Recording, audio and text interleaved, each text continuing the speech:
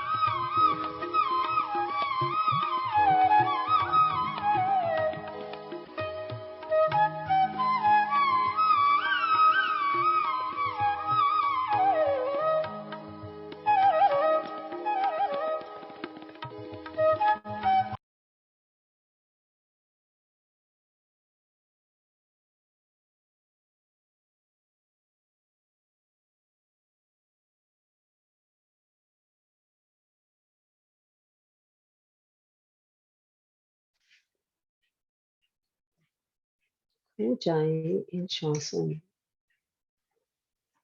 एक हो जाएं। लास्ट के 5 मिनट्स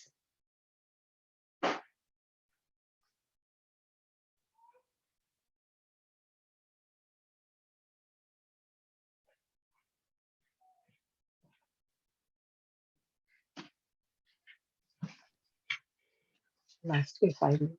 अच्छा, सभी को मैं सुनाई दे रहा हूँ ठीक से? यस, मैं विशाल तिवारी जी, आपका स्वागत है आत्म जागृति परिवार में।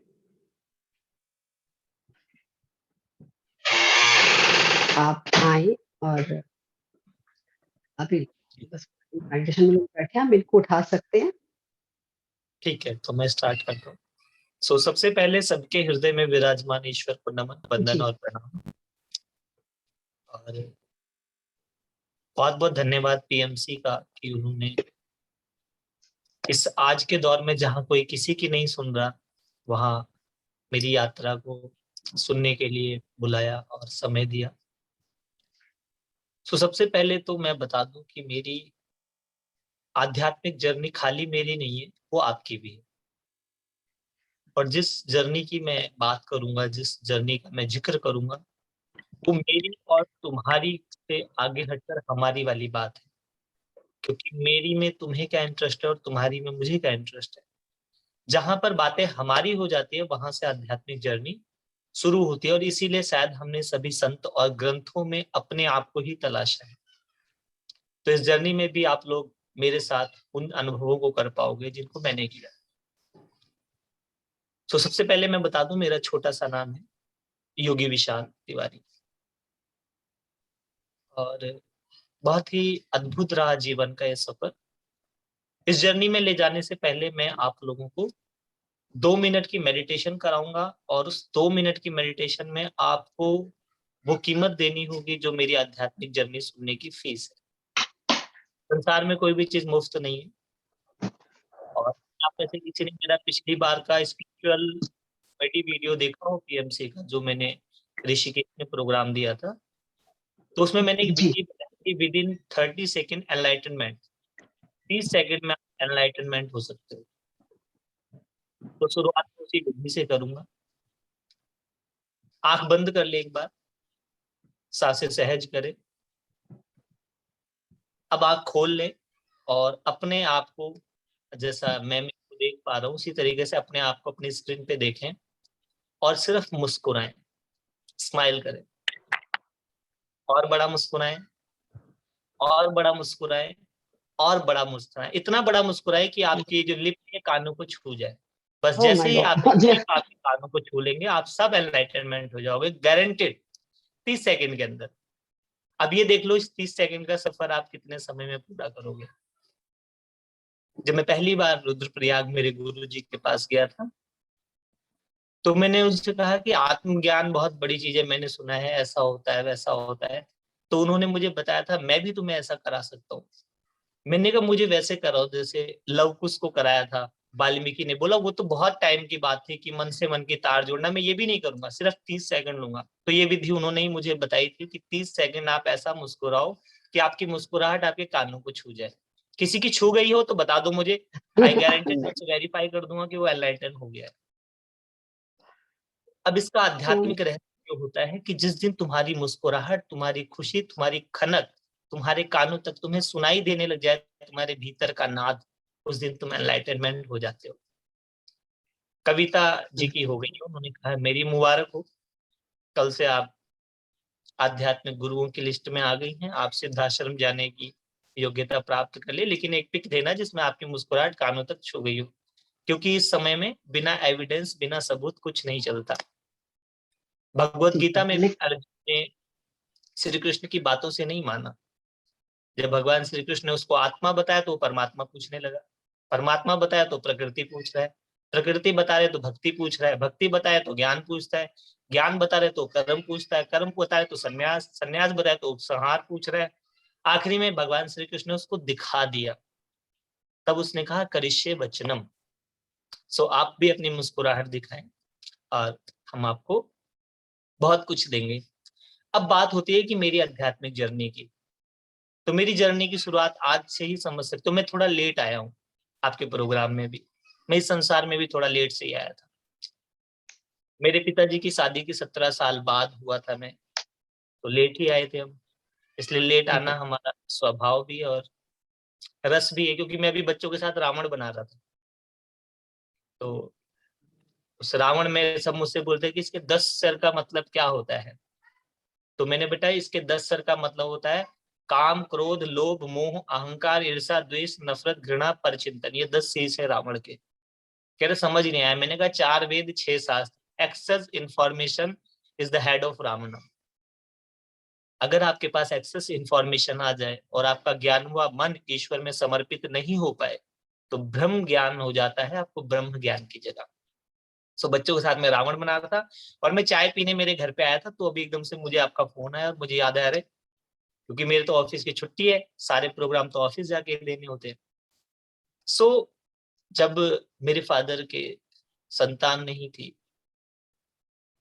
तो और बड़ी मशक्कत से, बड़ी पूजा पाठ, बड़ी उपासनाओं से मेरी बड़ी सिस्टर ने उनके घर जन्म लिया, लेकिन उसके बावजूद भी, वो भी शादी के 9-10 साल बाद हुई थी, मुझसे दीदी लगभग 8 साल बड़ी है। सो अब मेरी दादी गई बद्रीनाथ। बद्रीनाथ बद्रीक वन बहुत सिद्ध जगह है, जहां पर श्रीमद् भागवतम ग्रंथ की रचना महर्षि वेदव्यास ने करी थी, जब वो एक बद्रीक वन में बैठे हुए थे और एक श्लोक लिखा उन्होंने, सच्चिदानंद रूपाय विश्व आदि हेतुवे तापत्रय विनाशाय श्री कृष्णम वयम नुमा। तो जब उन्होंने कहा कि हम सब, तब उनको समझ आया कि यहाँ तो मैं बैठा हूं, हम कैसे हो गया, जैसे मैं और तुम हम हो जाता है, तब उन्हें पहली बार ईश्वर के, जीव के, जगत के और जगन्नाथ के एक होने का पता चला। वो जगह है बद्रीक वन, वहां आज भी योगी तपस्वी रहते हैं। अभी मैं आर्ट ऑफ डाइंग का प्रोग्राम करवाने ले गया था बहुत सारे लोगों को, मैंने उनको दिखाया कि कैसे शरीर मरता है, कैसे शरीर से बाहर जाते हैं, क्या होता है, अंतिम कौन सा बंधन है जिसको तोड़ने में बड़ी पीड़ा होती है। तो हम लोग करार रहे, तो वहां पर मुझसे किसी ने पूछा कि आप क्या करते थे यहाँ, जब मैंने दिखाया कि कौन यहाँ पर इस घाट पे पहले भी कैसे कैसे रहा है। क्योंकि गुरु वाणी भी कहती है, आदि अनिल अनंत अनाहत जुग जुग एको वेश। ऐसा नहीं है कि मैं आज आपको ये बात पहली बात बता रहा हूँ, हम पहले भी मिले, बस मुझे याद है और आप लोगों को याद नहीं है। और जब मैं पहली बार पत्री जी से भी मिला था, तो मैं उनके गले लगा, तो मैंने कहा पहचाना, उन्होंने कहा नहीं। मैंने कहा स्वामी जी कैसे पहचानोगे, मेरे जन्म और कर्म दोनों दिव्य है, मैं अपने सारे जन्मों को जानता हूँ, शायद आपको याद नहीं है। बहुत जोर से हंसे, बोले मजा आ गया। मैंने कहा यही समस्या है कि मजा आ और गया। मजे की ये बड़ी गंदी आदत है कि वो चला जाता है थोड़ी देर बाद। सो वहां बद्रिक वन मेरी दादी गई थी और वहां वो किसी योगी से मिली। और जैसा कि स्वभाव होता है माताओं का कि घर में संतान होनी चाहिए, तो उन्होंने योगी जी से कहा कि हमारे घर पुत्र की प्राप्ति होनी चाहिए। उन्होंने कहा आपके बड़े बेटे के भाग्य में नहीं है ऐसा, उसको पुत्र प्राप्ति नहीं हो सकती। मेरी दादी ने कहा भाग्य में होना ना होना मुझे नहीं पता, लेकिन जितना मैंने अध्ययन किया है, एक संत, एक योगी के पास ऐसी विद्या, ऐसी क्षमता होती है कि उसके आशीर्वाद से बात बन जाती है। उन्होंने कहा ऐसा नहीं है, हम बहुत साधारण, हम बहुत सीधे लोग होते हैं। तो मेरी दादी ने कहा पर रामायण में तो लिखा है मोते अधिक संत कर लेखा। फाइनली योगी जी ने कहा अगर मैं, हमारे आशीर्वाद से कोई संतान हो भी जाएगी तो तुम लोग बहुत परेशान हो जाओगे, क्योंकि हमारे आशीर्वाद से यहाँ सब योगियों का क्षेत्र है, अगर कोई योगी तुम्हारे घर पैदा हो जाएगा ज्यादा समस्या हो जाएगी। मेरी दादी ने कहा योगी पैदा हो चाहे रोगी पैदा हो, लेकिन लड़का पैदा होना चाहिए। सो देन उन्होंने कहा देखो मैं सच बोल रहा हूँ माता जी, आप लोगों को उस बच्चे का कोई सुख नहीं होगा, आप छोड़ दो इन सब बातों में और भगवान का ध्यान करो, कुछ समय बचा है, आगे जा करके आपको अपनी सदगति का सोचो। बट मेरी दादी अड़ी रही। देन फाइनली योगी जी ने उनको आशीर्वाद दिया। उस आशीर्वाद के प्रभाव से मेरा जन्म हुआ। किताबों में आपने पढ़ा होगा कि जब कोई साधु, कोई महात्मा जन्म लेता है तो 7 दिन तक बारिश होती है। मेरी चाची मुझे बताया करती थी कि गांव में सूखा पड़ा हुआ, बड़ी यज्ञ हो रहे थे, बहुत बहुत चीजें हो रही थी कि बारिश हो जाए। हमारी खुद की बहुत सारी जमीनें हैं, तो बड़ा अलग अलग उपाय हो रहे थे। और मेरी दादी से सोच रही थी कि पूरा गांव और कहेगा कि पता नहीं क्या है, इन्होंने क्या ऐसा किया है कि संतान पैदा हो रही है और अकाल पड़ गया। पहली बात तो इनके घर संतान नहीं थी, अब संतान हुई तो अकाल लेके आई है। सो गांव के लोग बड़े थोड़ा सा भोले भी होते हैं और कठोर भी होते हैं, बहुत जल्दी पाखंड भ्रम में फंस जाते हैं। तो उनको ये भी डर था कि कहीं गांव के लोग बच्चे को पैदा होते ही मार ना दे, कुछ हार्म ना कर दे। लेकिन ईश्वर की कृपा देखो कि जैसे ही मैं पैदा हुआ, मेरी चाची बताती है कि 7 दिन तक बारिश हुई और जहां पर सूखा था वहां बाढ़ आने की आशंका बन गई। सो अद्भुत हो गया। ये बचपन की पहली कहानी थी मेरी। फिर उसके बाद घर में मैं बचपन में ही बहुत लोगों का ऋणी रहा। लोग कहते हैं कि माँ का दूध पिया है कि नहीं। मैंने माँ का, मौसी का, चाची का, बुआ का, घर की सारी महिलाओं का दूध पिया। मेरी चाची कहती है कि तेरे को हर कोई दूध पिलाना चाहता था जब तू छोटा था। इतना सुंदर लगता था, इतना प्यारा लगता था, और तू एकदम एकटक देख के मुस्कुराता रहता था, सबको, रोता नहीं था।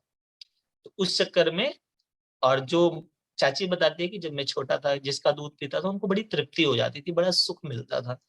तो इसलिए मुझे ज्यादा प्यार मिलता था। उस प्यार के कारण मेरे कजन मुझसे बचपन से ही चिढ़ते थे। दूसरा, फिर जब मैं थोड़ा और बड़ा हुआ, 4 साल का, लगभग 4-5 साल का, तो मैं चला जाता अकेले पेड़ के नीचे बैठा रहता था। मेरे साथ बच्चे आके बैठे रहते थे। तो गांव में ये हो गया कि भाई ये हिला हुआ है, इसका दिमाग काम नहीं करता है, अजीब सा है। बच्चे खेलते, ये किसी पेड़ के नीचे बैठा हुआ है। और ये भी भय रहता था कि कहीं सांप ना निकल आए। और सांप का मैं बताऊं, बहुत अच्छा होता है सांप। अभी मुझे 2 महीने पहले ही सांप ने काट लिया था। तो सबको बड़ा घबराहट हुई। मैंने कोई दिक्कत नहीं, बड़ा अच्छा एक्सपीरियंस है, गरम गरम लग रहा है, और बड़ा अमेजिंग सा एक्सपीरियंस था। तो मेरी चाची ने कहा, रे तू कुछ हो गया? मैंने कुछ नहीं हुआ चाची, क्योंकि सांप के जहर में इतनी ताकत नहीं कि वो हमारा कुछ बिगाड़ ले। हम लोग मेडिटेशन करते हैं, हमारा इम्यून सिस्टम अपने आप में ही बहुत शक्तिशाली होता है। तो मैं बता दूं, जो हम मेडिटेटर हैं, अगर हमें कोई चीज मारती है तो भय मारता है। बाकी और किसी चीज में इतनी शक्ति नहीं है कि एक मेडिटेटर को कोई प्रॉब्लम दे सके। सो बचपन की यात्रा ये हुई 5 साल। फिर बहुत परेशान होकर के मेरे पिताजी मुझे, आई थिंक 6 साल या 7 साल की उम्र में, पहली दीक्षा दिलवाने उज्जैन लेके गए। सबने कहा कि इसको किसी तपस्वी से दीक्षा दिलवा दो। और तब तक मैं बोलता, बहुत रेयर बोलता था, बोलता ही नहीं था जल्दी से किसी से। तो शंकरपुरी जी के पास मुझे ले गए उज्जैन दीक्षा दिलवाने के लिए। पहली दीक्षा मेरी ब्रह्म दीक्षा वहीं से हुई थी। सो जब दीक्षा के लिए स्वामी जी आए और उन्होंने कहा कि भाई आपको दीक्षा देंगे हम, व्रतेन दीक्षा मापनोति, दीक्षा मापनोति दक्षिणा, दक्षिणा श्रद्धा मापनोति, श्रद्धया सत्य माप्यते। कि आज हम तुम्हें एक दीक्षा के साथ एक व्रत देंगे, एक संकल्प देंगे, एक निश्चय देंगे। व्रत का अर्थ होता है संकल्प और निश्चय, जिससे तुम्हारे जीवन में दक्षता अर्थात एक स्टेट प्राप्त होगी, जिससे आपको ज्ञान प्राप्त हो जाएगा। और जब हो जाएगा तो तुम्हें सत्य को प्राप्त करने के लिए दक्षिणा अर्थात जो पाया है उसको वैसे का वैसा ही लौटा देना होगा, जिसको बोलते हैं तेरा तुझको अर्पण। 6 साल के बच्चे से इतनी बड़ी बात करना अपने आप में ही बहुत बड़ी बात है स्वामी जी की। बिल्कुल। और बहुत सारे लोग थे, सब स्वामी जी को हैरानी से देख रहे थे। अचानक मैंने जो बोला वो उससे भी ज्यादा हैरानी का था। मैंने कहा, आप मुझे दीक्षा देने योग्य ही नहीं है, आप मुझे दीक्षा नहीं दे सकते। तो सब लोग थे वहां, बहुत सारे लोग थे। क्यों नहीं दे सकते दीक्षा हम तुम्हें? मैंने, क्योंकि आप साधु हैं। एक साधु मुझे कैसे दीक्षा दे सकता है? आप तो खुद साध रहे हैं, अभी साधना कर रहे हैं। मुझे दीक्षा देने के लिए कम से कम सन्यासी होना चाहिए।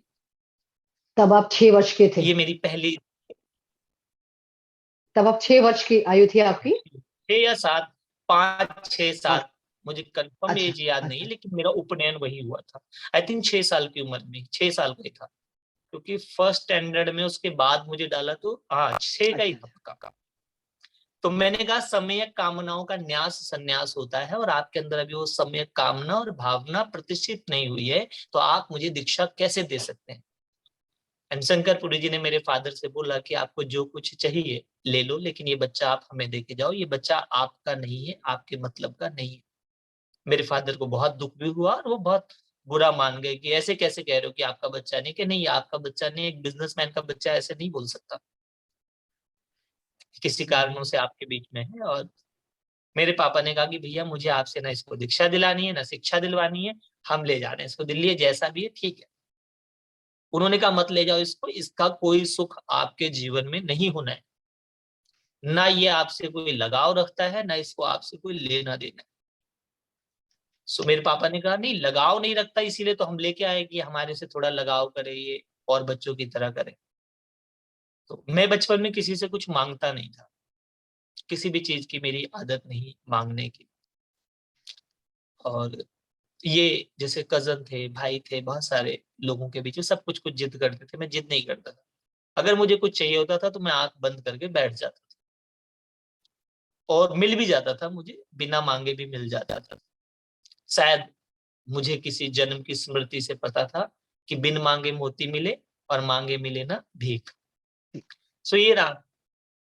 उसके बाद वहां से मुझे दीक्षा देने के लिए उन्होंने बहुत कोशिश करी, बट मेरे फादर ने नहीं ले ली दीक्षा।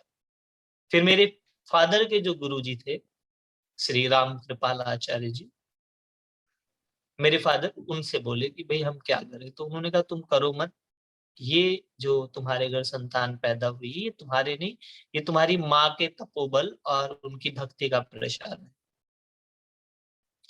सो मेरे पापा ने कहा लेकिन ये बच्चा कुछ पढ़ता नहीं है, कुछ करता नहीं है, क्या करेंगे हम इसका, तो उन्होंने ऐसा कुछ मत करना, इसका होगा, ये करने के काम सारे कर चुका है, अब इसका होने वाला है। मुझे एक बार डॉक्टर भूदेव शर्मा है शायद, उन्होंने आई थिंक लंदन में रहते हैं, तो उन्होंने एक बार मुझे एक बुक के लिए अप्रोच किया कि मैं उनकी हेल्प करूं, जिसमें व्रत और त्योहारों को लिखना था। तो उन्होंने मुझसे पूछा विशाल जी आपने क्या किया है अपने पोर्टफोलियो में बताएं, तो मैंने कहा मैंने तो कुछ भी नहीं किया है। बोले नहीं कुछ तो किया होगा, मैंने कुछ भी नहीं किया, मेरा सब कुछ हुआ है, मेरा जन्म भी हुआ है और मृत्यु भी होगी, और इन सब के बीच में सब होना ही है। करना मन का अहंकार है और वो परमात्मा की कृपा से बहुत कम समय में ही चला गया, अब तो सब होता है। सो होने की बात वहां जब मेरे पिताजी को बताई गई, तो मेरे पिताजी कुछ परेशान हुए और एक दिन मुझसे बोले कि भाई तू क्या करेगा, मैंने कहा जी मैं करूंगा मौज। बोले काम धंधा, मैंने कहा मैं काम में नहीं, मैं राम में विश्वास रखता हूँ।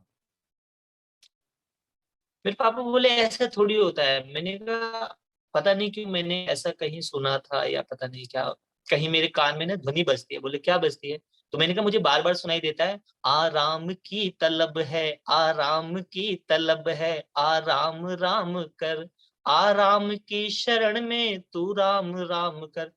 मुझे ना आराम सूझता है, मैं इन काम धंधों में विश्वास नहीं रखता, और काम करके क्या पाया आपने, कुछ नहीं पाया। क्या आप शांत हो, क्या आप सुखी हो, कि नहीं सुखी तो नहीं हूं। तो मैंने कहा जिस काम से आप सुखी नहीं हुए उस काम से आप कैसे अपेक्षा करते हैं कि मैं भी सुखी हो जाऊं। तो बोले भैया देख ना तो तू हमें समझ आता है।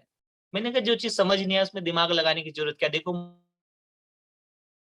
मुझे कोई इसमें फालतू दिमाग बिल्कुल नहीं लगाता हूँ, आप भी मत लगाओ, एंजॉय करो।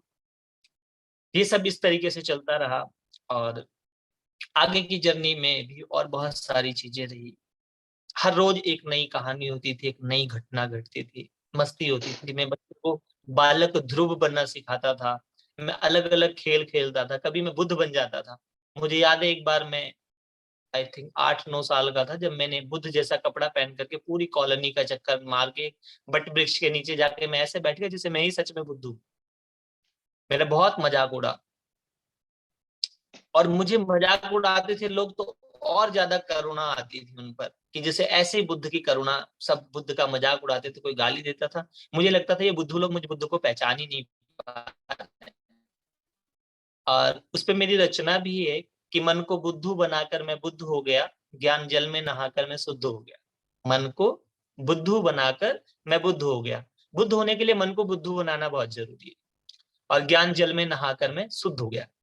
तो यहां तक तो जीवन ठीक ठाक चल रहा था।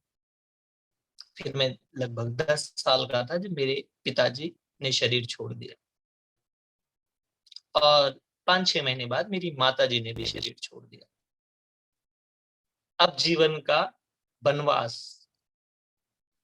क्योंकि अगर आप राम जैसा जीवन जीना चाहते हैं, राम जैसा सम्मान चाहते हैं और राम से श्री राम की यात्रा करनी है तो जीवन का वनवास से होकर गुजरना बहुत जरूरी है। अगर जिसके जीवन में कठिनाइयां नहीं होती, पीड़ाएं नहीं होती, वो कभी भी निखरता नहीं है। तो मेरे गुरुजी जो थे, जो योगी जी जिन्होंने मेरी दादी को आशीर्वाद दिया था, मुझे पता नहीं था वही मेरे गुरुजी। वो कई बार मुझसे मिल लेते थे। He is a divine personality. वो सिद्ध पुरुष हैं तो वो कभी भी आ जा सकते हैं, मन की गति से भी आ सकते हैं वो। तो उनकी एक लाइन थी जो मुझे, उन्होंने जब मम्मी पापा के जाने के बाद में अकेला रहता था तो कभी चुपचाप बैठ जाता पार्क में, कभी आसमान देखता, हवाओं से बातें करने की कोशिश करता, प्रकृति के कम्युनिकेशन की मुझे चाहत होती। मुझे लगता था ये सब बोलते हैं। मेरी कविता भी है इस बात पे कि एक बार मैं भगवान को याद करके बोल रहा था कि मैंने देखा है तुम्हें खुले आसमान में, मैंने देखा है तुम्हें परिंदों की उड़ान में, मैंने देखा है तुम्हें बहते हुए पानी में, मैंने देखा है तुम्हें बच्चों की नादानी में, मैंने देखा है तुम्हें पर्वत की हवाओं में, और मैंने देखा है तुम्हें वेद की ऋचाओं में, मैंने देखा है तुम्हें खुले आसमान में, मैंने देखा है तुम्हें हर एक इंसान में। तो वहां से मुझे भगवान देखने की आदत पड़ी। बहुत सुंदर, और बहुत सुंदर। अब इसके बाद जर्नी थी वो और मजेदार थी। जब घर छोड़ दिया, तो घर छोड़ने के बाद की एक छोटी सी स्टोरी बताता हूँ मैं कि कहाँ से मुझे घर छोड़ के क्या पता चला। एक छोटी सी कहानी है कि एक गांव के अंदर, ये स्टोरी मैं बहुत बार सुनाता हूँ और मेरी फेवरेट स्टोरी है। एक गांव के अंदर एक व्यक्ति था, उसका नाम था रामू। रामू बड़ा एजुकेटेड था। रामू को 4 वर्ड आते थे अंग्रेजी के, जिससे मुझे आते हैं। वो था ABC और D। रामू से अंग्रेजी में बात करो तो रामू बोलता था ABCD, और उस गांव में रामू को ही ABCD आती थी, इसलिए रामू बड़ा फेमस था। तो कुदरती उसी गांव के अंदर एक अंग्रेज आया, और अंग्रेज ने आकर के पूछा गांव के सरपंच से, वेयर इज द टेम्पल। अब ये तो बहुत बड़ी समस्या हो गई गांव के अंदर कि वेयर इज द टेम्पल। सबने कहा भाई हमारे पास तो रामू है, बुलाओ रामू को। रामू को बुलाया गया। अंग्रेज ने पूछा where is the temple. Ramu ने कहा ABCD। फिर पूछा where is the temple. Ramu ने बोला ABCD। तीसरी बार उसने पूछा where is the temple. Ramu ने बोला ABCD। अब अंग्रेज को गुस्सा आ गया, उसने रामू के कान के नीचे एक थप्पड़ मारा खींच के। रामू ने बोला ABCD। अब सारे गांव वाले इकट्ठा हो गए, रामू से बोला भाई तुम तो परफेक्ट अंग्रेजी में बात करो, इसने थप्पड़ क्यों मार दिया तुमको। तो रामू ने बोला इसने थप्पड़ इसलिए मार दिया कि इतना पढ़ लिख करके तुम इन गंवारों के बीच में क्या कर रहे हो, तुम्हें तो अमेरिका चलना चाहिए। और सारे गांव वालों ने अंग्रेज की बहुत पिटाई करी कि भाई एक पढ़ा लिखा आदमी, उसको भी तो अमेरिका ले जा। ये अंग्रेज लोग नहीं सुधरेंगे, सारे जेम्स लेके जाते हैं। सो ऐसे बहुत सारे रामू मैंने देखे जिनको सिर्फ आती थी ABCD। और क्वेश्चन था वेयर इज द टेम्पल, मेरी आत्मा का मंदिर कहाँ है, जो मेरे भीतर का आत्मदेव है वो कहाँ रहता है। प्रश्न क्या था, वेयर इज द टेम्पल। और सुबह से शाम तक इतने रामू मिले जो बताते थे ABCD, और हर रामू के कान के नीचे बजाया अपने तरीके से। नॉट कि आप सब शाब्दिक हिंसा के द्वारा, उस तर्क के द्वारा जिसके द्वारा सत्य निर्धारित होता है। क्योंकि तर्क जो है वो डिबेट नहीं है। तर्क जैसे दूध बिलोकर मक्खन निकाला जाता है, तो सत्य को बाहर लाने की एक विद्या है जिसको तर्क बोलते हैं। वहां से मैंने तर्क शास्त्र की साधना शुरू करी। और मेरा ये मानना रहा, जब मैं दूसरी जर्नी में जब गया, भटकना शुरू किया, तो सबसे पहले दिल्ली छोड़ के अमृतसर गए, गुरुद्वारे के अंदर दरबार साहब। वहां बहुत सारा समय बिताया मैंने, 2-3 महीने बिता दिए। और वहां का अमृत वेला हुआ। मुझे किसी ने एक स्टोरी सुना दी कि यहाँ पर कोई मछली है जो नथ पहनती है सोने की, और वो अमृत वेले दिखाई देती है। अब मुझे वो मछली, और उस मछली को जो देख लेता है उसका भाग्य बदल जाता है, उसको परमात्मा के दर्शन हो जाते हैं। ऐसी कहानी वहां पर बहुत लोग सुनाते हैं। इस चक्कर में मैं रोज अमृत वेला सुने उठने लगा। वहां से मेरे को अमृत वेले के अमृत का सुख पता चला। क्योंकि मैं छोटा था तो मैं पिक्चर वगैरह से बड़ा बड़ा एसोसिएट होता था। एक और फनी घटना मैं आप लोगों को बता दूं कि स्कूल के अंदर एक बार मुझे किसी बड़े लड़के ने थोड़ा सा मार दिया, तो मैं मेरे फ्रेंड को बोला कि कल मैं इस लड़के से बदला लूंगा। जैसे स्कूल में छोटे बच्चों को अपने से ताकतवर सताते हैं। क्योंकि मैं पिक्चर्स इन चीजों में बहुत रियल मानता था, मुझे पता नहीं चलता था रील और रियल का। आज तो मैं पहले बताता हूँ, there is nothing real, everything is real. मैं और आप हैं ये इस क्षण का सत्य है, रील की तरह अगले क्षण ये है ही नहीं। Nothing real, everything is real. But उस समय मैं रील को भी रियल ही मानता था, इतना इनोसेंट था। तो मूवी देख करके मैंने दौड़ना शुरू किया मेरे फ्रेंड के साथ, और लगभग 5 किलोमीटर दौड़े हम, सिर्फ बड़े होने के लिए, क्योंकि मूवी में दौड़ते दौड़ते हीरो बड़ा हो जाता है। तो इतना इनोसेंट मेरा बचपन था, जो कि ईश्वर के रास्ते पर चला। और ईश्वर के रास्ते पर मैं आपको बता दूं, समझदार लोगों को कुछ नहीं मिलता। जो हेड होते हैं ना, उनको हेडेक हो जाता है। ये तो नासमझी का खेल है, इसमें जितने नासमझ हो उतना ही बेहतर होगा। Do you know you don't know. इसलिए मैं एक पुस्तक भी लिख रहा हूँ, और ईश्वर की कृपा से बहुत जल्दी पूरी हो जाएगी। तो अमृत वेले का शौक मुझे अमृतसर से ही चढ़ा। वहां सुबह सुबह बाणी सुननी, और वो मछली देखने के चक्कर में रहा। फिर कुछ समय बीता, मुझे वहां किसी ने गोद ले लिया, और बहुत प्यार बहुत स्नेह मिला। लेकिन मेरे चाचा ढूंढते ढूंढते जाने के ऐसे मुझ तक पहुंच गए, और मुझे वापिस लिया है कि भाई ऐसे नहीं, तू अपने घर में ही रहे। और वहां से अध्यात्म में मैंने 4 वेद, 6 शास्त्र, 18 पुराण, 64 उपनिषद, 16 स्मृतियां, 9 दर्शन, अहले हदीस, गुफ्तगू खुदा, कुरान मस्जिद, धम्म पद, गुरु ग्रंथ साहब, सब पढ़ करके जाना कि पोथी पढ़ सॉरी, हुआ पंडित भया न कोई, ढाई आखर प्रेम का पढ़े सो पंडित होए। पंडित भाई। सो इस तरीके से फिर जर्नी शुरू हुई। उसके बाद फिर मैं कभी गुरबानी सुनने गुरुद्वारे चला जाता था, कभी मस्जिद चला जाता था, वजू वजू बनाकर नमाज अदा कर आता था। तो मैं भेद मिटाकर अभेद की जिंदगी जी रहा था, और मुझे बहुत साल लगे इस बात को समझने में कि ये मेरा घर है, ये मेरा घर नहीं है। मैं किसी के घर भी जाके खाना खा लेता था, और ये मेरा सुख भी था। कहीं भी सो जाता था, जहां नींद आती थी सो जाता था। अभी पीएमसी के ही हमारे एक बहुत प्यारे मित्र हैं, डॉक्टर साहब हैं वो, तो वो ऋषिकेश गए हुए थे। तो ऋषिकेश में उन्होंने कहीं पे बोल दिया कि हम भी योगी हैं, जैसे मेरे नाम के पीछे योगी लगा होता, तो उन्होंने बोल दिया कि मैं भी योगी हूँ। तो वहां के स्वामी जी ने बोला, अच्छा आप योगी हैं तो बताएं आप उठते कितने बजे हो। तो उन्होंने कहा जी कभी 7 बजे उठते हैं, कभी 8 बजे उठते हैं। कह रहे अच्छा खाते कितने बजे हो। बोला जी कभी 12 बजे खाते हैं, कभी 2 बजे खा रहे हैं, कोई खाने का भी समय नहीं है। क्या सोते कब हो। बोले भाई कभी 11 भी बज जाते हैं, कभी 12 भी बज जाते हैं। उन स्वामी जी ने कहा कि शर्म आनी चाहिए, आप अपने आप को योगी कैसे कह सकते हैं, आपका तो कोई व्यवस्था ही ठीक नहीं है। तो हमारे मित्र डॉक्टर साहब थोड़ा सा परेशान हो गए, थोड़ा सा हर्ट हो गए। तो उन्होंने मुझसे कहा कि अच्छा एक बात बताओ, अगर वो आपसे पूछते तो क्या कहते हैं आप।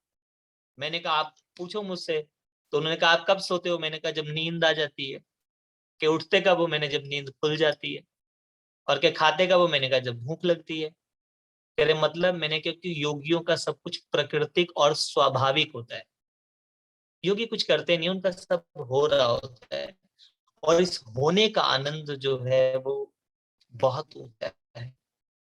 और इस आनंद को पाने के लिए ही मनुष्य को साधना करनी होती है। पहले चरण में साधना और दूसरे में साधना। साधना और साधना अर्थात शुरू में आपको मेडिटेशन ध्यान सब करना होता है, लेकिन धीरे धीरे ये होने लगता है। और जिस दिन ये होने लगता है उस दिन आप आनंदित हो जाते हैं। तो एक क्षण के लिए सभी लोग आंख बंद कर ले। बंद कर ले आंखें। बंद आंखों से मुस्कुराएं। अब सबसे पहले अपने कानों से मुस्कुराएं, फिर अपनी आंखों से मुस्कुराएं, अपने होठों से मुस्कुराएं, नैनों से मुस्कुराएं, अपनी सांसों से मुस्कुराएं, अपने कंधों से मुस्कुराएं, अपने हाथों से मुस्कुराएं, अपने लंग्स, फेफड़ों से मुस्कुराएं, अपनी किडनी, अपने हार्ट, अपने वाइटल ऑर्गन्स सबसे मुस्कुराएं, अपनी स्पाइन से मुस्कुराएं, सिर्फ मुस्कुराएं, एक अबोध बच्चे की तरह मुस्कुराएं, नादान बन जाए कुछ क्षण के लिए। चलो एक बार फिर से अजनबी बन जाए हम दोनों, सारी समझ को हटाकर मुस्कुराएं, पैरों से मुस्कुराएं, अंगूठे से मुस्कुराएं, और मुस्कुराते मुस्कुराते देखें कि ये मुस्कुराने वाला कौन है। शब्दों के शोर में जो मौन है वो कौन है? ज्ञान, गुरु, गंगा, गीता में भी जो गौण है वो कौन है? कौन है आपके भीतर जो है प्रकाश का भी प्रकाशक? कौन है आपकी आत्मा में जो है परमात्मा का उपासक? हृदय की वीणा पर संगीत की तरह ये बजता कौन है? शब्दों के शोर में जो मौन है वो कौन है? उस कौन को भी मुस्कुरा कर देखें, और सिर्फ देखें और देखें और देखें और देखें। अपनी श्वास को देखें, अपने आस को देखें, विश्वास को देखें, और उस देखने वाले को भी तो देखें जो श्वासों को भी देख लेता है।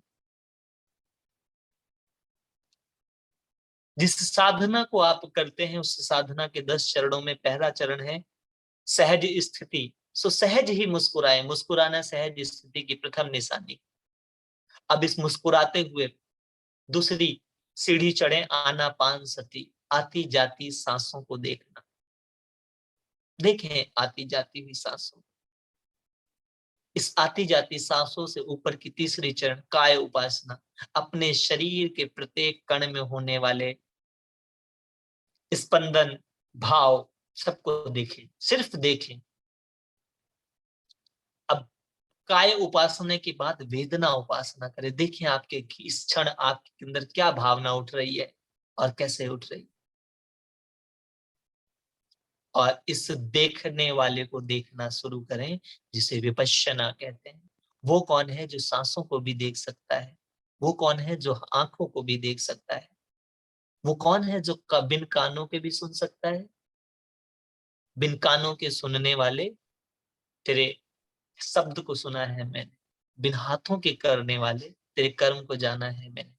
उस निराकार को अनुभव करें, देखें उसे विपश्यना के माध्यम से, और इस निष्कर्ष, इस अनुभव तक जाएं कि न मन हूं, न बुद्धि, न चित्त अहंकार, न जिव्या नयन नासिका कर्ण द्वार, न रुकता, न गिरता, न चलता, न थमता, जगत चेतना हूं अनादि अनंता। अपने आत्म स्वरूप का बोध करें।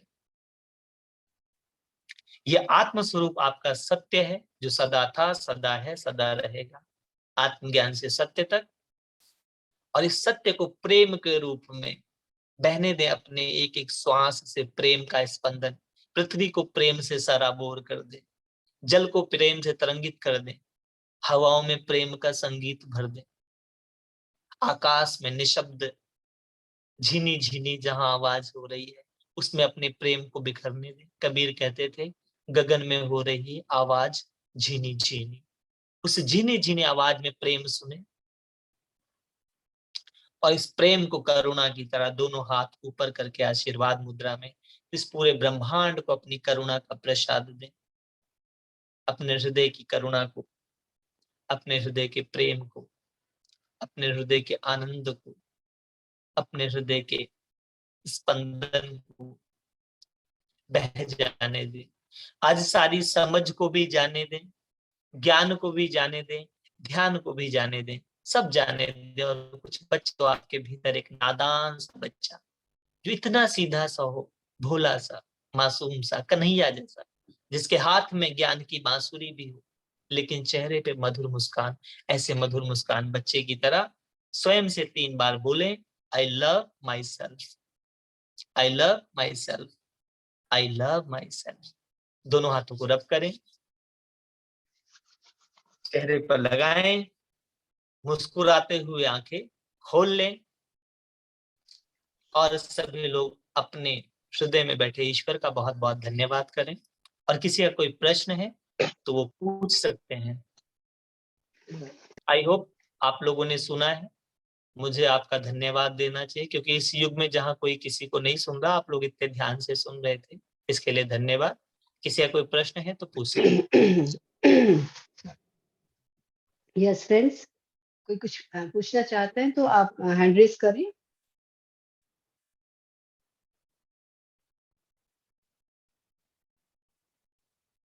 कोई क्वेश्चन निकला है?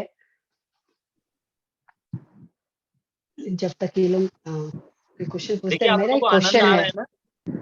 बहुत बहुत अच्छा लग रहा है आपके बारे में जान के, देखिए, सुन के। आनंद आना चाहिए। और बताएं। बिल्कुल, हाँ, इंदु जी का है प्रश्न। यस इंदु जी।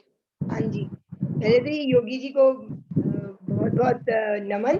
बहुत ही अच्छा, हाँ बहुत ही अच्छा लगा योगी जी आपसे आपका ये जो जर्नी सुन के भी, और बड़ा मोटिवेटेड थी। और दूसरा मैं ये पूछना चाह रही थी कि जो आपने अपने लिटरेचर वगैरह के बारे में बताया है ना, कि आपकी पुस्तकें वगैरह हैं, तो उसके बारे में बताएं आप जरा। देखो मेरी सिर्फ 2 ही पुस्तकें हैं। हाँ जी। एक पुस्तक मैंने लिखी है make yourself gentle husband, make yourself wife, क्योंकि इस दुनिया का सबसे खूबसूरत रिश्ता है पति और पत्नी का, जो कि आज मजाक का विषय बना हुआ है या बैटलफील्ड बना हुआ है। हाँ जी। इस दुनिया का सबसे करीबी रिश्ता है पति और पत्नी का, जो ब्लड का रिलेशनशिप ना होते हुए ब्लड के रिलेशनशिप पैदा करता है। उस रिश्ते को बोलते हैं पति और पत्नी, जिसमें पत्नी के पास जो संज्ञा है उसको धर्म पत्नी बोलते हैं। इस संसार में सबसे सम्मानित 2 ही शब्द हैं, धर्म गुरु और दूसरा धर्म पत्नी। पति को परमेश्वर तक की संज्ञा दी। क्या कारण है कि जो पति की कोई किसी का मालिक कैसे हो सकता है? तो समझाने की किताब लिखी सेल्फ वाइज। आप डॉक्टर होने के लिए डॉक्टर की पढ़ाई करते हैं, मैं सही बोल रहा हूँ? आप लोग एग्रीड है मेरी बात हाँ से? जी बिल्कुल, जी जी। सही कह रहे हैं। वकील बनने के लिए वकील की पढ़ाई करते हैं, लेकिन आप हस्बैंड वाइफ होने के लिए क्या करते हैं? एक दिन एक आदमी गधे की तरह घोड़े पे बैठकर चला जाता है और अगले दिन उसको डिग्री मिल जाती है पति। उसको तो पता ही नहीं है क्या समझ है उसको शादी की। उसको तो यह भी नहीं, अगर मैं जब मैरिज कराने जाता हूँ लोगों की और मैं क्वेश्चन करता हूँ कि बताइए जयमाला और वरमाला में क्या फर्क है, तो मैक्सिमम लोगों को यही नहीं पता होता ये जयमाला और वरमाला क्या है। कौन बताएगा कि क्या फर्क होता है जयमाला और वरमाला में, और कौन डालता है जयमाला और क्यों डालता है? बताएं जरा। पेपर आ गया आप सबका, एग्जाम बताएं जी। सब यहाँ यस, कितने लोग विवाहित हैं? आई होप सारे ही हैं। ऑलमोस्ट सभी हैं। वरमाला तो गर्ल आप सबने लड़की शादी डालती है। इसलिए, आपको मैं बताऊं, आपने शादी इसलिए कर ली कि आपने रहीम जी को नहीं पढ़ा। संत रहीम जी बोलते थे, रहीमन ब्याह ब्याधि है, सको तो लेव बचाए, पाँव मा बेड़ी पड़त है, ढोल बजाए बजाए।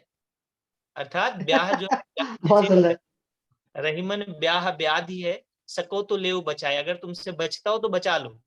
पाँव मा बेड़ी पड़त है, ढोल बजाए बजाए, ढोलक बजा बजा करके तुमको बंधवा देते हैं लोग। सो बताएं, कौन बताएगा कि जयमाला और वरमाला में क्या अंतर है? वरमाला तो लड़की डालती है, और अच्छा, लड़का जो डालता है वो जयमाला ही डालता होगा कि जय होगी बल। मैंने तो अकेला ये पता डिबेट कर उठता लिया है, मतलब। डालता होगा, डालता है कंफर्म नहीं है। अच्छा, लड़की वरमाला ही क्यों डालती है?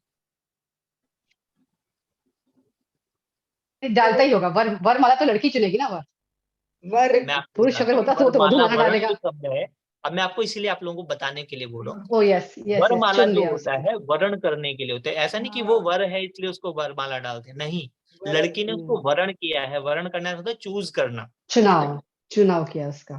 तो चूज करना जो है वो नारी का अधिकार है, वो चॉइस। इसलिए नारी सब कुछ चूज करते, वो आलू भी लेगी तो उसमें भी चूज करेगी, अगर 2 किलो होंगे तो उसमें से 1 किलो चूज करके लाएगी। अच्छा, ये बात तो सही है। तो ये चूज करने का अधिकार प्रकृति ने नारी को ही दिया है। तब वो जब माला डालती है तब वो कहती है I accept you as you are, आज मैं आपको वैसा ही स्वीकार करूं जैसे आप हो। कितनी बड़ी बात है ये। बिल्कुल, और पता है नहीं, हाँ, और फिर मीनिंग तो लड़का पता ही नहीं है। डाल के जो जयमाला होता है वो कहता है आई अप्रिशिएट यू ऑलवेज, कि आज आपने मुझे, मैं जो हूं जैसा हूं वैसा ही स्वीकार किया है, तो मैं आपकी वाहवाही करूंगा। जो रिस्पेक्ट आपने मुझे दी है वो रिस्पेक्ट मैं आपको दूंगा, इसलिए उसको बोलते हैं जयमाला। वो कहता है मैं अपने प्यार से, अपने स्नेह से और अपनी अप्रिशिएशन से आपका दिल जीत लूंगा। एक 2 बीमारी महिलाओं को होती है, पुरुषों में भी होती है, अब तो सब में ही हो गई, अब हम ये नहीं कह सकते। उसको बोलते हैं साइको अप्रिशिएशन डिजायर और साइको सिंपैथी डिजायर। अप्रिशिएशन हम सबकी भूख है, हमारे भगवान की भी तो हम तारीफें ही कर रहे हैं। तो हम अपने रिलेशन में तारीफ करें, तो वो जो पति पत्नी के जो संबंध है वो कैसे होने चाहिए, उसके 6 कर्म क्या होते हैं, दर्शन, स्पर्श, आलिंगन, खुशबू, सहवास और संभोग, कि देखते के दर्शन, हाउ टू वॉच। हमारा विवाह देखने से शुरू होता है, तो उसमें क्या देखना होता है और कैसे देखना होता है। फिर स्पर्श, किसी के हृदय को कैसे छूते हैं। तन तो छू लिया लेकिन आपने मन तो छुआ ही नहीं उसका, उसकी आत्मा तक तो आप पहुंचे ही नहीं। आलिंगन, किसी को अपने में कैसे बसा लेते हैं, अपने नजदीक कैसे लाते हैं, गले कैसे लगाया जाता है। एक पिता आपको गले लगता है, अलग स्पंदन आता है, भाई के स्पंदन में अलग है, प्रेमी का स्पंदन अलग है, वाह पति वाह। का अलग है, बच्चों का अलग है, टीचर का अलग है। बिल्कुल। तो प्रेम का स्पंदन है, कैसे करते हैं, वो सारी चीजें उस बुक में है। और इसका कारण ये है कि मैं पहले पढ़ाता था रिलेशन विद गॉड, लेकिन मैंने देखा सारा कलेश ना इन हस्बैंड वाइफ से ही क्रिएट हो रहा है। तो सबसे पहले सेंटर ठीक करो। इस पूरे वर्ल्ड का जो केंद्र है ना, वो पति और पत्नी है। आजकल तो परिभाषा ही होगी कि पत्नी उसको कहते हैं जो पति पर तनी रहे, उसे पत्नी कहते हैं। अभी पिछले हफ्ते में एक बच्चे की काउंसलिंग कर रहा था, तो उस बच्चे ने अपनी गर्लफ्रेंड से पूछा कि कल मेरे साथ डिनर पे चलोगी। उसने बोला, मैंने बोला है ना मुझे क्वेश्चन पसंद नहीं है। तो फिर उसने कहा अच्छा ठीक है, तो फिर कल तुम प्लीज मेरे साथ चलो। उसने रिक्वेस्ट करी, बोली ये भीख मांगना तो मुझे बिल्कुल अच्छा नहीं लगता। कह रहा तो ठीक है, कल तुम मेरे साथ चलोगी। कह रही तुम मेरे पापा नहीं हो जो मुझे ऑर्डर दे रहे हो। उस लड़के ने फोन काटा कि 10 मिनट बाद बात करो। उसने मुझे बोला सर मैं क्या करूं। मैंने बोला आप उसको बोलो मैं लंच पे जा रहा हूँ, आप मेरे साथ चलना पसंद करोगी। तो उस लड़की ने कहा हाँ चलूंगी, लेकिन पहले ये बताओ तुमने पूछा किससे है। दिमाग तो वेरी नाइस। तुम्हारा नहीं। तो उस लड़के ने कहा मेरे सर भी यही कहते हैं कि लड़के होशियार होते हैं और लड़कियां समझदार होती हैं। तेरी इतना तो मैं समझती हूँ कि तेरे अंदर इतना दिमाग तो नहीं है। तो उस लड़के ने मुझसे बोला सर मुझे समझ ही नहीं आ रहा कि मैं लव कर रहा हूँ या यूपीएससी की तैयारी कर रहा हूँ। कितने क्वेश्चन। इतना नाइस। कॉम्प्लिकेशन हो रखा है इस रिलेशनशिप में, इसलिए मैंने सोचा कि मैं यही सब्जेक्ट पढ़ाऊंगा, make yourself capital husband, make yourself wise wife. इसमें fall in love again, reignite love, how to love, दिल दे के देखो जी, जानम समझा करो। ये सारे मेरे स्पिरिचुअल कॉन्सेप्ट हैं जो मैं कराता हूँ। मैं मैरिज भी कराता हूँ ऐसी एलआईसी जैसी, जिंदगी के साथ भी और जिंदगी के बाद भी। आज जो हो रही है वो चाइनीज हो गई है, चल गई तो चांद तक, नहीं तो शाम तक। तो जो स्पिरिचुअलिटी है वो बहुत खूबसूरत, बहुत अच्छा, बहुत सच्चा और बहुत साधारण सा सब है। तो बिल्कुल एक ठीक। तो मेरी किताब ये 5% पूरी हो गई, क्योंकि मैं उसको बहुत रिसर्च के द्वारा और बड़े बहुत मेरे जीवन का बहुत बड़ा हिस्सा है, वो बहुत बड़ी चाहत है। मैं चाहता हूँ कि लोगों में इतना प्रेम हो, क्योंकि ये जो फ्रस्ट्रेटेड हस्बैंड वाइफ होते हैं ना, ये एक फ्रस्ट्रेटेड चाइल्ड भी देते हैं सोसाइटी को, जो टीचर को भी फटीचर बना देता है। क्योंकि दो लोग झगड़ा करके जो क्रिएट कर देते हैं ना, वो बहुत खतरनाक होता है। इसीलिए आजकल के टीचर लोग कहते हैं कि भैया बच्चे नहीं, अब तो बाप आ रहे हैं हमारे स्कूलों में पढ़ने के लिए, बच्चे तो पहले ही आते थे। वाह वाह वाह। मेरी एक दूसरी किताब मैं जो लिख रहा हूँ वो है do you know you don't know. क्या आप जानते हो कि आप नहीं जानते। अगर मैं सच बताऊं खुश। तो हम कुछ भी नहीं जानते, और ज्ञान में सबसे पहले आप यही जानते हो कि आप नहीं जानते हो। अभी मेरे पास समय कितना है? 15-20 मिनट हम और कर सकते हैं। तो तो ऐसा करते हैं, 1 मिनट, समिया मैं जी, 5 मिनट में समी। निपटा दूंगा। तो आपने शायद सुकरात को भी पढ़ा होगा, जो ये ज्ञानियों जी का जी। है, सबने पढ़ा हो। तो सुकरात ने गॉड को जानने की चाहत रखी थी, ईश्वर को जानने की चाहत रखी, तो उन्होंने 6 महीने का एकांत लिया और उस समुद्र किनारे जाकर रहने लगे। 15 दिन बाद उन्होंने देखा एक छोटा बच्चा है, वो भी कुछ कुछ कर रहा है, और सुकरात उसको देख रहे थे, उनको समझ नहीं आ रहा था बच्चा क्या कर रहा है। तो 5-6 दिन बाद सुकरात वहां गए और उन्होंने जाकर के पूछा कि बेटा तुम क्या कर रहे हो। तो सुकरात को उस बच्चे ने कहा माइंड योर बिजनेस। आप यहाँ ये जानने आए कि मैं क्या कर रहा हूँ, आप जो जानने आए हो अपना देखो। अब सुकरात और हर्ट हुआ, क्योंकि जब ज्ञानी कोई होता है तो उसको हर्ट होता है, उसके अहंकार को चोट लगती है अगर कोई उसको उसकी बात को काट दे तो। इसलिए एक पुस्तक सबको पढ़नी चाहिए, नॉन वर्बल कम्युनिकेशन। कई बार आप वायलेंट कम्युनिकेशन कर जाते हो। अगर आपको कोई बात पता भी है तो एक नॉन वायलेंट कम्युनिकेशन होता है, एनवीसी।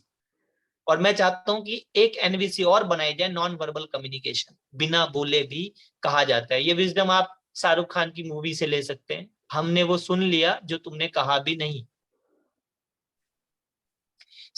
जब सुकरात ने दोबारा उस बच्चे से कहा कि भाई मैं सच में नहीं जानता हूं, तो उसने बोला एक्सेप्ट करो, do you know you don't know, कि आप एक बच्चे के मन को भी नहीं जानते हो। तो सुकरात ने कहा ठीक है, आज मैं एक्सेप्ट करता हूं कि मैं नहीं जानता हूं।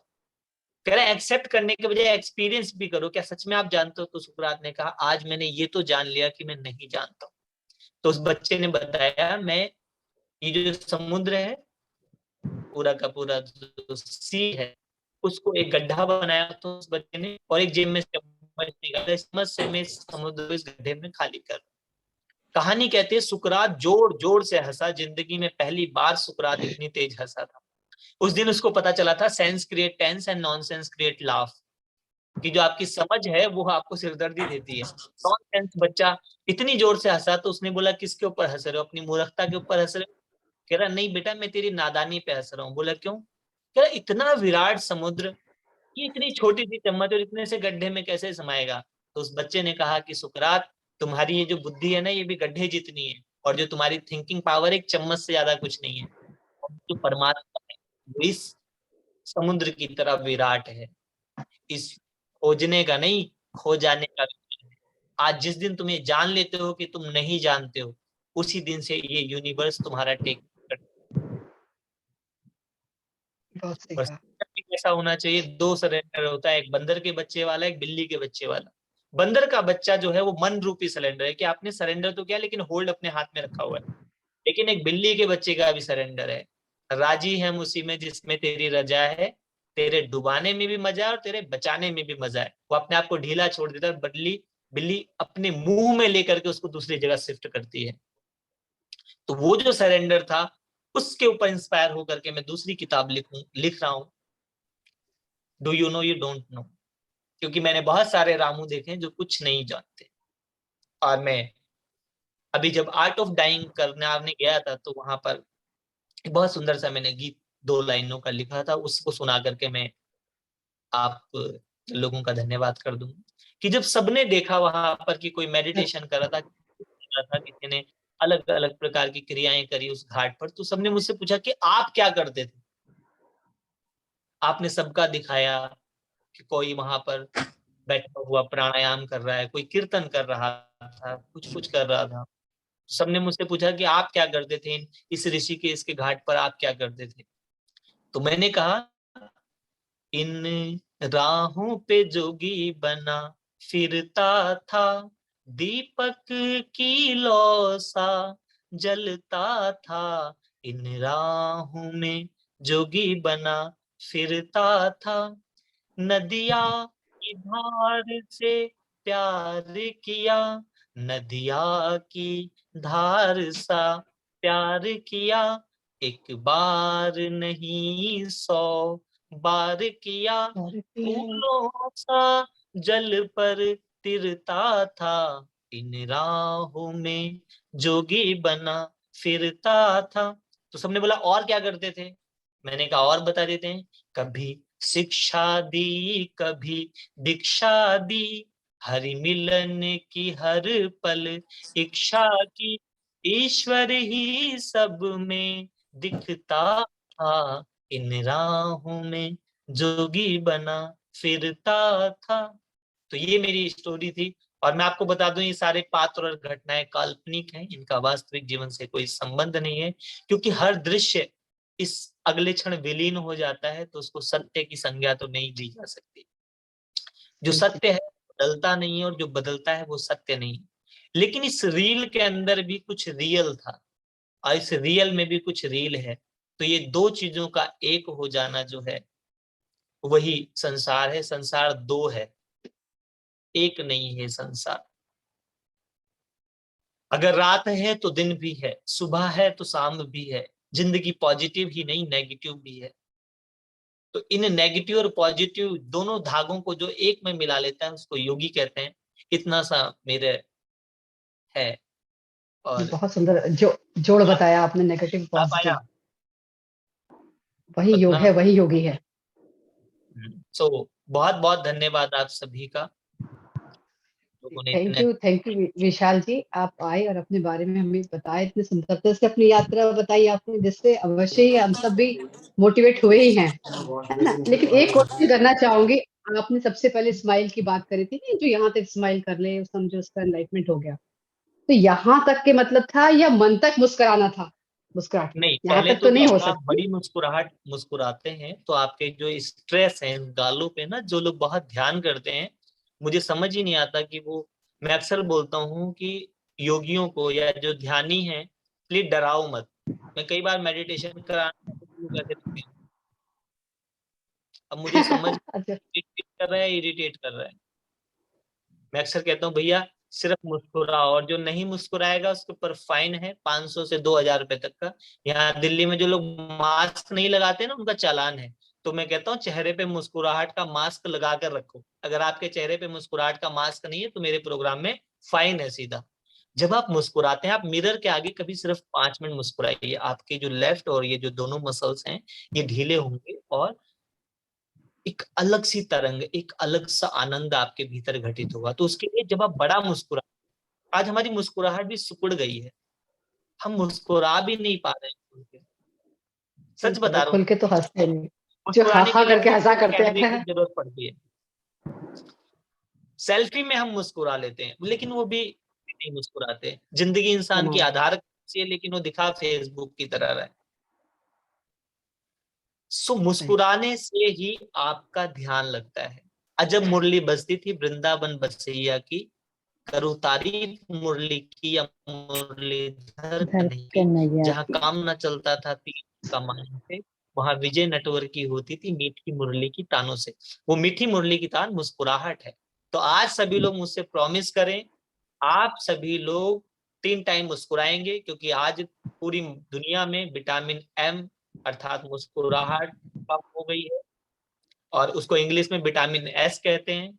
एक बार एक डॉक्टरनी से मैंने कहा, उसको बातचीत हो रही थी मेरी, तो मैंने बोला मैडम आपको विटामिन एस कम हो गया। कह रही सर आप कैसी बात करो, मैंने विटामिन पढ़ा ही नहीं है। मैंने विटामिन एस की तो जब स्माइल होगी आपके चेहरे पे तो फिर सब कुछ आ जाएगा। तो सभी लोग एक बार बहुत अच्छे से मुस्कुरा दें, और धन्यवाद। Thank you. अगर किसी का थैंक थैंक यू। यू और भी कोई एक सर, आधा थैंक प्रश्न है तो यू। पूछ सकते हैं, नहीं तो फिर जय श्री राम। इसको आज, क्योंकि आज विजयादशमी है, इसका भी काफी लोग तो अपने उसमें गए हुए हैं, हाँ त्योहार हाँ, में अपने मनाने के लिए, है ना। इसलिए धन्यवाद मैं सर, देखती हूँ बहुत, थैंक यू सर, फिर भी थैंक इतने यू। लोग हैं त्योहार, थैंक अपना यू। त्योहार छोड़ के। धन्यवाद यस, कोई योगी जी, क्वेश्चन? धन्यवाद। धन्यवाद योगी बहुत ही जी। अच्छे से आपने थैंक यू, सरल थैंक शब्दों में यू। बताया, बहुत ही अच्छा लगा। बहुत तो धन्यवाद दिल को मैं ना छू आपका गई। आज बहुत। आप लोगों के साथ बिल्कुल नहीं, तो मैं हमेशा बहुत नॉन अच्छा। सेंस बताता हूँ। आज मैंने खुद ही आप लोगों के साथ इतने सेंसेबल बात करी है, नहीं तो बहुत अच्छा सोचिए लगा स्पिरिचुअल अभी। कॉमेडी कौन करता है। और नहीं मुझे नहीं, लगा बहुत ही नहीं अच्छा कि लगा आपसे मुझे। पहली बार मिल रहे हैं, मुझे तो ऐसा नहीं लगा। बहुत अच्छा लगा आपसे हाँ, मिलकर। बहुत मतलब ज्ञान और ये मिला सर, जान के बहुत ही खुशी ज्ञान होगी मिला। आप दोबारा भी ये अवश्य आए और जरूर, हाँ अपनी जी। आप लोग आएंगे ना ऑडियंस। इंदु जी, ध्यान महाकुंभ में, जो अभी ध्यान महाकुंभ हो रहा है ऋषिकेश में। ये हाँ जी, सब वहां मिल पे रहे आ हैं रहे आप? हैं। हम हाँ, सब वहां लोग पे आ भी रहे हैं मेरा वहां पर। प्रोग्राम है स्पिरिचुअल कॉमेडी। पहले मैंने दिया था वहां अहम ब्रह्मास्मि, अच्छा, जी।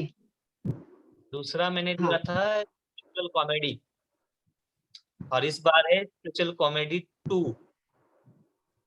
ठीक है, बिल्कुल हम लोग करेंगे अटेंड, के तो बिल्कुल। जो और आपका एक खुशखबरी, इंदु जी, हाँ एक जी खुशखबरी बताइए। और है, ये मंडे को, विशाल हाँ जी, जी, मंडे को जो हमारा संत सीरीज है उसमें आचार्य पंडित श्री राम शर्मा जी के बारे में बताने के लिए यही आएंगे। अच्छा विशाल जी आएंगे हमारे साथ। अच्छा अच्छा मंडे को है अच्छा, सर आपका?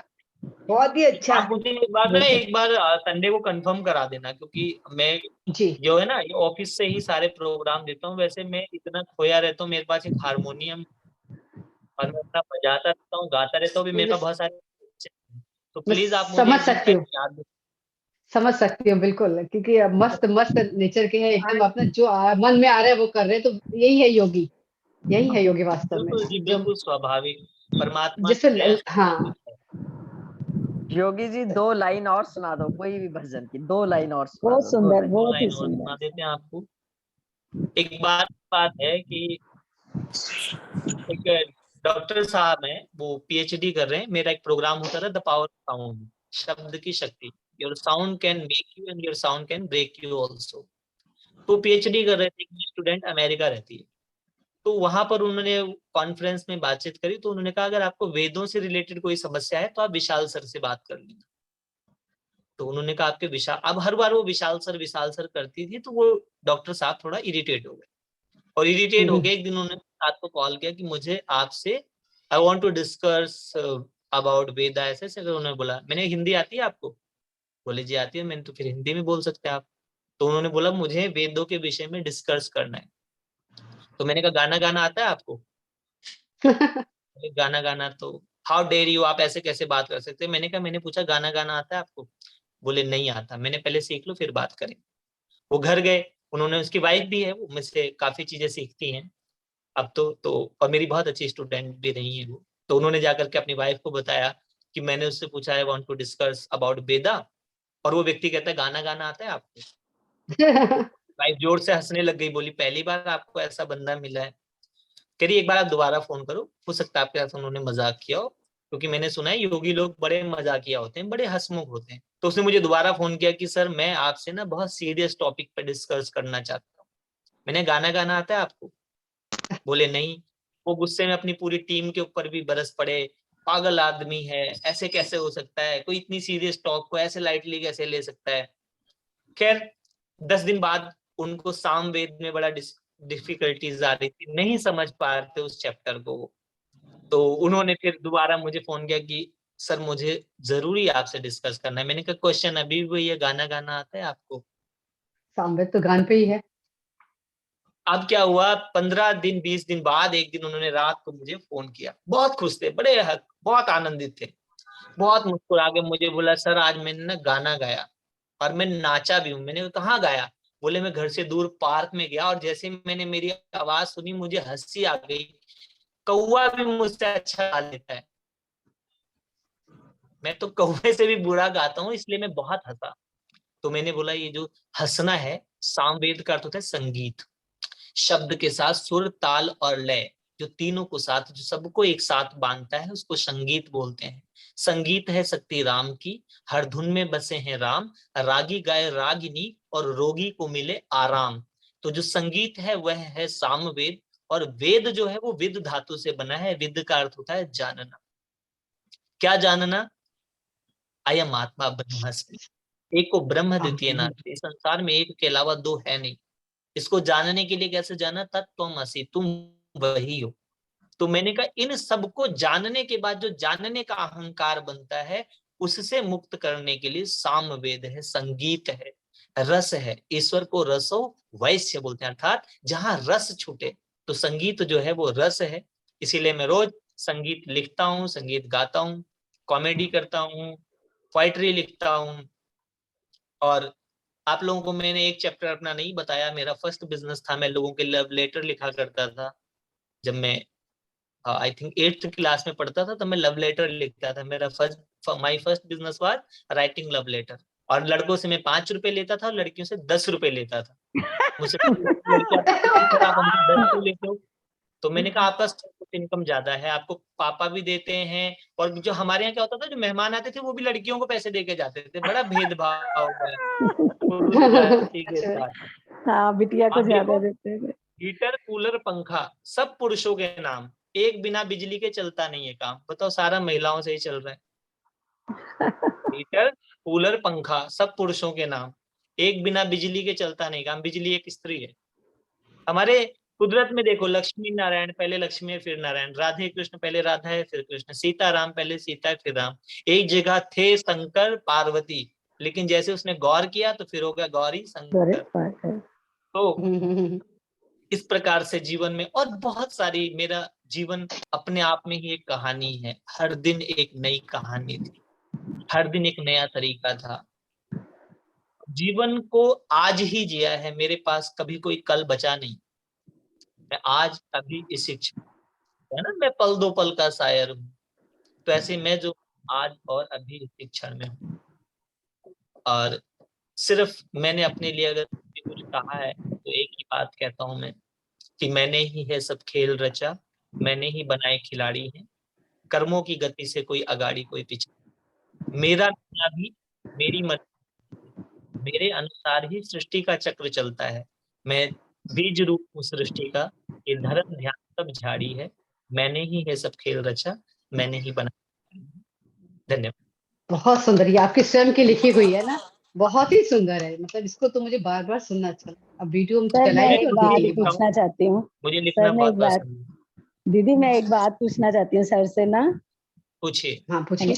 सर बार बार ना मेरे मन में बार बार यही चलता रहता है, नील माधव नील माधव। बस इसी बार बार जब भी मैं बैठती हूँ ना तो बस नील माधव का ही ध्यान आता रहता है अंदर, यही चलता है मेरे अंदर ना। तो इसका क्या मीनिंग है सर? देखो, जो नील शब्द यूज किया, अगर मैं ज्ञान के देश पे आपको 3 चीज से बनाता हूँ। हाँ पहला जी। तो नील माधव हो सकता है, आप नील निखिल मुकेश की फैन हो। नहीं उनके नहीं नहीं नहीं, मैं तो ठाकुर आपको जी, उनका हिंदुस्तानी ठाकुर अंग्रेजी मतलब चेहरा नहीं, पसंद आ गया मतलब हो, मेरे तो इष्ट आप उसको देव अपना भाई राधा बनाना कृष्ण चाहते जी, हो। नहीं मेरे ये गोपाल ही है, एक मिनट में ठाकुर आपको जी है। थोड़ी नॉनसेंस से बता रहा हूँ, थोड़ा तो पेशेंस रखो। हाँ जी हाँ देखो मैं जी आपको बता, हमारी सबसे बड़ी प्रॉब्लम पता है क्या है? हाँ जी। हम लोग ना हम नहीं सुन पाते हैं। नील माधव, आपने आपके प्रश्न का उत्तर आपने खुद ही कहा, जो कृष्ण जी का है। लेकिन कृष्ण का मतलब क्या? कृष्ण है कृष्ण, जो तुमको अपनी तरफ आकर्षित करे, जो खींच ले, उसको कृष्ण बोलते हैं। नील का अर्थ होता है ज्ञानमय, उसका होता है जो मन की धारणाओं को स्थिर कर दे, उसको माधव बोलते हैं। ठीक कहा है। उद्धव से माधव ने कि वृंदावन को तुम जाना, वहां की गोपियों को ज्ञान का कुछ तत्व समझाना। विरह की वेदना में वह सदा बेचैन रहती, रात दिन एक ही बात कहती है कि है प्रेम जगत में सार और कुछ सार नहीं है। तो वो जो प्रेम है, वो जो हाँ जी, सार है, उसको जानने की जो विद्या है, उसको नील माधव कहते हैं। चलिए कुछ thank you sir, thank you, बहुत उनके अच्छा प्रेम ने समझाया अपना आपने। अनोखा रंग दिखलाया, लिपट कर वस्त्र में कांटे लगे उद्धव को समझाने, कहीं क्या पर्दा फाड़ ना दे जिब प्रेम के पाने। वृक्ष जो कहते थे यहाँ आओ यहाँ आओ, पपीता कह रहा था "पी कहाँ है ये तो बतलाओ"। नदी यमुना का स्वर हरि हरि का सुनाती थी, बस एक ही आवाज आती थी कि है प्रेम में सार और कुछ सार नहीं है। तो प्रकृति के प्रत्येक कण से जो बात कर ले, उस तत्व को बोलते हैं Neel Madhav. Thank you sir, thank you, बहुत अच्छा समझाया। कहाती है तो फिर आप सगुण के क्यों गीत गाती हैं? हम सब कहते हैं ना कि आप ये क्या साकार मूर्तियों की पूजा करते हैं। तो हाँ राधा जी। का था कि जब जब अद्वैत की कायल तो फिर क्यों द्वैत लेते हो, ब्रह्म होकर के कैसे ब्रह्म को उपदेश देते हो? तुम भगवान हो तो हम भी तो भगवान है, किस खा रहे हो? वो जब अद्वैत के कायल तो फिर क्यों द्वैत लेते, ब्रह्म होकर के कैसे ब्रह्म को उपदेश देते हो? ये जानती हूँ तुम संदेशा खूब लाए हो, मगर ये याद रखना प्रेम की आए। संभालो योग की विद्या ना हाथ से निकल जाए, कहीं ये ज्ञान की पोथी ना चल जाए। हुआ रोमांच तन और बिंदु आंखों से निकल आया, राधिका पद पर कि अजी गुरु मंत्र ये पाया, है प्रेम जगत में सार और कुछ सार नहीं, सार का थैंक जो यू नील है, सर। जो आकाश है, उसकी जो धारणा है, वह नील माधव है। उसको जानने के बजाय तुम खो जाना, सिर्फ नील माधव ही रह जाएगा, आनंद आ जाएगा। बजने लगी हृदय के भीतर बंसी। अब मैं बोलूंगा तो मेरे हर बात पे एक कविता है, तो बहुत लंबा हो जाएगा। फिर हम जब गुरुदेव हाँ की जी बात बताएंगे आपको, तो उसमें ठीक, मैं थैंक यू आपको सर, अपना भी थैंक यू सर, सागर को बिल्कुल थैंक सागर में देने की मैंने बहुत कोशिश करी है। वैसे भी मैं नहीं, बिल्कुल बहुत टाइम अच्छा की, सर, हाँ बहुत थोड़ी अच्छा। टाइम की हाँ लिमिटेशन है। जी अदरवाइज मुझे पता है आपके पास तो इतना कुछ है, आपने कोशिश करिएगा अगर में सागर में भरने की, बट अभी पूरा तो भर ही नहीं सकता वो, नहीं नहीं भर बिल्कुल, और सकता। इतना बहुत अथाह ज्ञान है बहुत आपके पास, अच्छा अथाह रहा। ज्ञान है। और बहुत अच्छा लगा मुझे भी सुनकर, मुझे लगता है हम सारे सारी बड़ी खुश है, सबको अच्छा लग रहा है, बहुत अच्छा क्योंकि लगा। सब अपना यही त्योहार लगता छोड़ है, के, हम सुनते ही है जाए ना, अपना और त्योहार छोड़ के आनंद बैठे हुए हैं सब। से। हाँ सबको जी। सबको फीस देनी पड़ेगी रोज, डेली सबको 5 मिनट मुस्कुराना है। आप लोगों ने मेरे जीवन का 1 घंटा 20 मिनट लिया है, इसको 5 गुना करके मुस्कुरा कर मुस्कुराना है। और वो जरूर जरूर जरूर मुस्कुराहट, सर, ठीक है, जरूर। पक्का जरूर। पक्का। आज अच्छा, लोगों के ठीक है चेहरे जी। पे मुस्कुराहट के मास्क लगवाने हैं। बिल्कुल बिल्कुल ठीक है जी, सर, आपने बिल्कुल। इतना अच्छा समझाया ना सबको, तो आपको याद करके ही हम मुस्कुराते रहेंगे कि सर ने बोला था मुस्कुराते रहो।